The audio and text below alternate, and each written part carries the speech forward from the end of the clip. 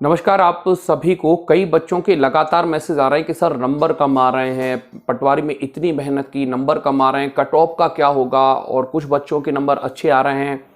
रह तो यही गया है कि भाई जो बिल्कुल नहीं पढ़ रहा है उसके 110 नंबर आ रहे हैं और जो बहुत पढ़ रहा है उसके 130 120 के आसपास आ रहे हैं। तो ये जो कम नंबर कर दिया गया है पटवारी के कारण, तो उसमें क्या आपकी कोई गलती है? आप डिमोटिवेट तब होते जब आपने पढ़ाई नहीं की होती या आपके अकॉर्डिंग पेपर आया होता। तो इस वीडियो में हम यही सारी चीज़ें समझेंगे, ध्यान से समझिए। आप सबसे पहले जब आप डिमोटिवेट हो तो अपने आप में एक चीज़ ये पूछिए कि भाई क्या पेपर 200 नंबर का कहा गया था, 8 विषय कहे गए थे, क्या वो 8 विषय अपने अपने सेक्टर में आए? क्या वो सारे 25 25 25 25 और जैसा विधिवत पेपर आना चाहिए क्या वो आया है? नहीं। हो क्या रहा है?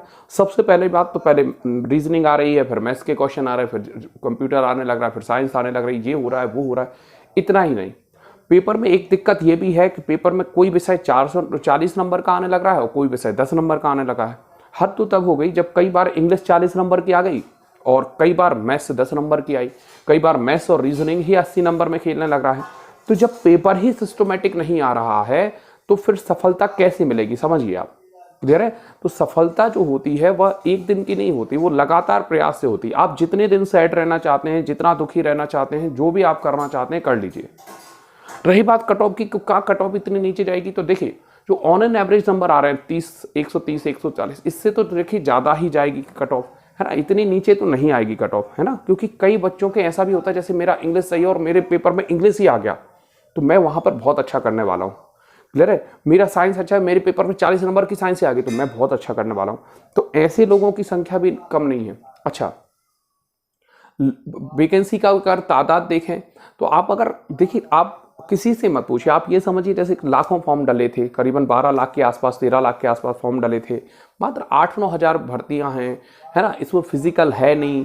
तो कट ऑफ अभी आपने एसएससी जीडी का देखा, जिसका कई सारे टीचर कह रहे थे कम जाएगी, उसकी भी हाई गई है ना। तो कट ऑफ आप बिल्कुल इसमें मत रहिए कि आप अगर 120 करके आ रहे हैं या 115 करके आ रहे हैं और आप आशा लगा रहे हैं, तो ये मूर्खता है। ठीक है, इतना ज़्यादा जो उलटफेर होगा वो नहीं होगा। क्लियर है? एक लिमिट तक हो सकता है कि आपके 130 आए, 135 आए, 140 आए, ये लोग तो आशा रखें तो ठीक है। अब 115 वाला भी आशा रखेगा तो कैसे चल पाएगा भाई? 200 नंबर का पेपर है। तो बेहतर ये होगा कि हम जितनी जल्दी रिवाइल कर पाएँ, इन सारी चीज़ों से सुलझ पाएँ और अपने आप को फिर से उसी, क्योंकि अब आप भाग नहीं सकते, आप ऐसा नहीं कर सकते कि चलो भाई भाग लें, क्योंकि 2023 और 2024 दोनों ही चुनावी ईयर हैं।